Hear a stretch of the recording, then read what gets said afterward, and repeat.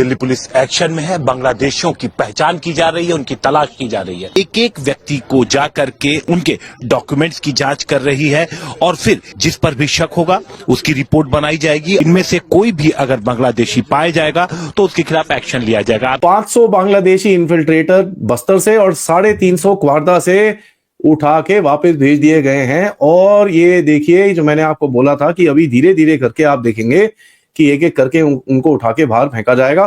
जम्मू कश्मीर में एलजी ने बोला कि भाई 400-800 जो 2 विलेजेस के अंदर ये रोहिंग्या बैठे हुए हैं, उनका पानी और बिजली बंद कर दो। बांग्लादेश का गला घोट देंगे यार हम लोग, धीरे धीरे धीरे खत्म हो जाएगा बांग्लादेश। मैं आपको बता रहा हूं, जो बांग्लादेशियों को ये गलत फहमी है कि आपको आजादी मिल गई, कोई आजादी नहीं है।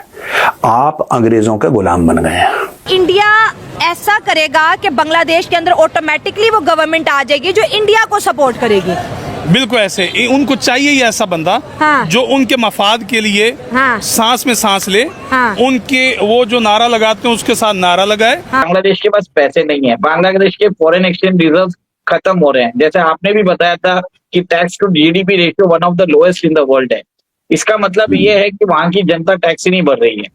तो और जब गवर्नमेंट के पास रिसोर्स ऑगमेंटेशन के लिए पैसे नहीं रहेंगे तो क्या करेगी? एक्सटर्नल डेब्ट लेगी। एक्सटर्नल डेब्ट के साथ कंडीशंस आते हैं, आपकी सॉवरेनिटी छिन जाती है। धीरे धीरे करके ये जितने भी इन्फिल्ट्रेटर्स इलीगली यहाँ पर घुसे हुए हैं, इनको उठा के बाहर फेंकने की कोशिश की जाएगी। हमने आग नहीं लगाई शुरू में, आग इन्होंने लगाई। अब भड़क गई तो फिर हमें मत बोलना। Bangladeshis will be waiting for you. तुम आओ बेटा, आ जाओ आ जाओ। नमस्कार दोस्तों, अब हमारी भारतीय सरकार बांग्लादेश के खिलाफ एक्शन लेना शुरू कर चुकी है और जो बांग्लादेशी भारत में रह रहे हैं उनके खिलाफ भी एक्शन शुरू हो चुका है।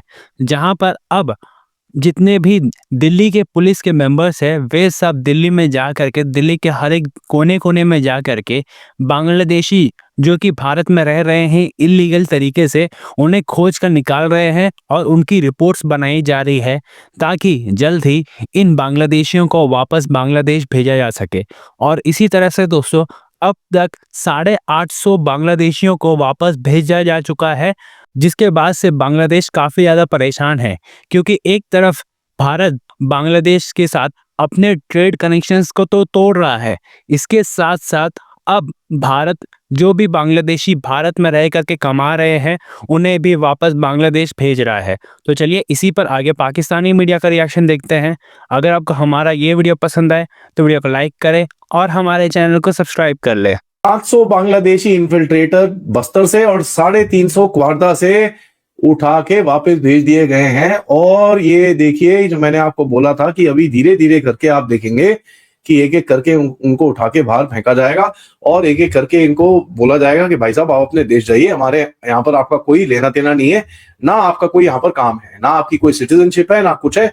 आप जरा यहाँ से गायब हो जाइए क्योंकि हम आपको यहाँ पर नहीं रखना चाहते। और ये चीज मैं आपको बड़ा क्लियरली बता दूं, ये तो शुरुआत है ऑपरेशंस की और ये ऑपरेशंस अभी जारी रहेंगे। पहले 10, 20, 30 के हिसाब में चलते थे, अभी देखिए 750 लोग, 850 लोग एक साथ कर दिए जाते हैं।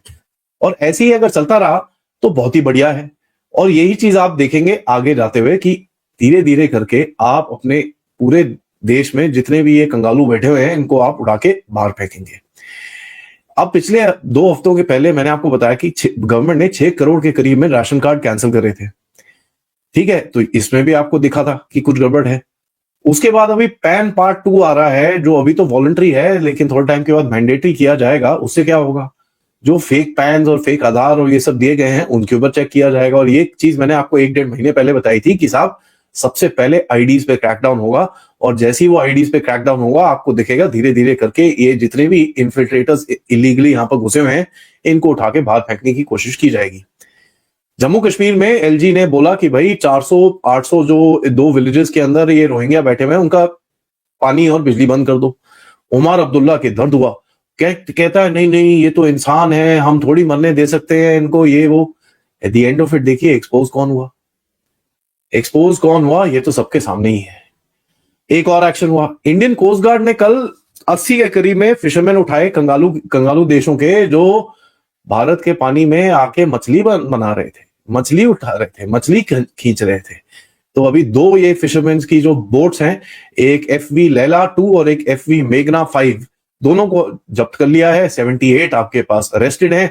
और आप देखिए, होगा मजा, क्योंकि मैं आपको बड़ा क्लियरली बता रहा हूं कि भाई भारत की जो टॉलरेंस लेवल है वो अब खत्म हो चुकी है। जिसको एक बार हराम के खाने की आदत लग गई भाई, वो मेहनत करके नहीं खा सकता, और इनको हराम की आदत लग गई है। आज की तारीख में बड़ा ये लोग ना रो रहे हैं, बड़ा रो रहे हैं यार।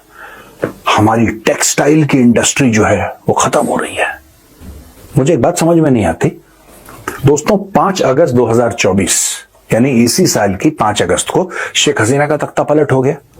उसके पहले काफी सारे प्रोटेस्ट्स हुए बांग्लादेश में कि ये नहीं चलेगा, वो नहीं चलेगा, इसको निकालो, ये करो, वो करो, बहुत बुरी औरत है, डिक्टेटर है। उसको 5 अगस्त को निकाल दिया।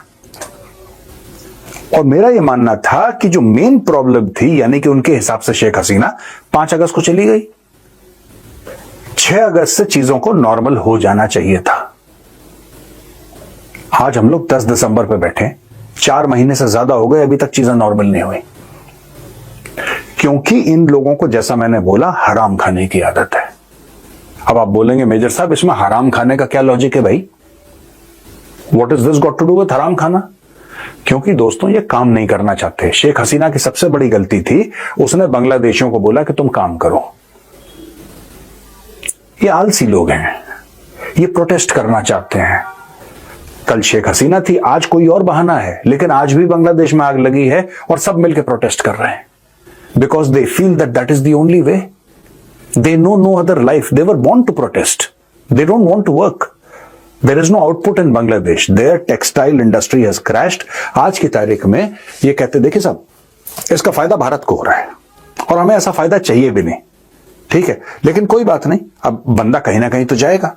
चाइना के बाद अगर कोई देश था जो टेक्सटाइल फिनिश गुड्स प्रोड्यूस कर रहा था, वो बांग्लादेश था।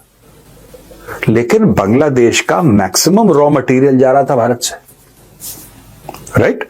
भारत से, खास तौर से गुजरात, सूरत वगैरह यहां से जा रहे थे। अब ये सब हो गया बंद, क्योंकि रॉ मटेरियल बांग्लादेश में बनता नहीं है, ये हो गया बंद। यहां से पाइपलाइन कर दी भारत ने बंद, अब वहां पे त्राही त्राही हो रही है, और अच्छा है। तो दोस्तों बात यह है कि 9 दिसंबर यानी कल भारत के फॉरेन सेक्रेटरी विक्रम मिस्री जी जाते हैं ढाका बात करने के लिए बांग्लादेशियों से।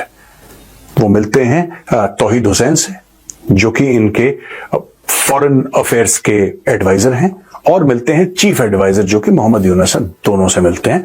और वो कहते हैं कि यार जो माइनॉरिटीज के खिलाफ जो अटैक हो रहा है ना बांग्लादेश में, ये ठीक नहीं है यार। खासतौर से हिंदुओं के खिलाफ अटैक हो रहा है, ये ठीक नहीं है।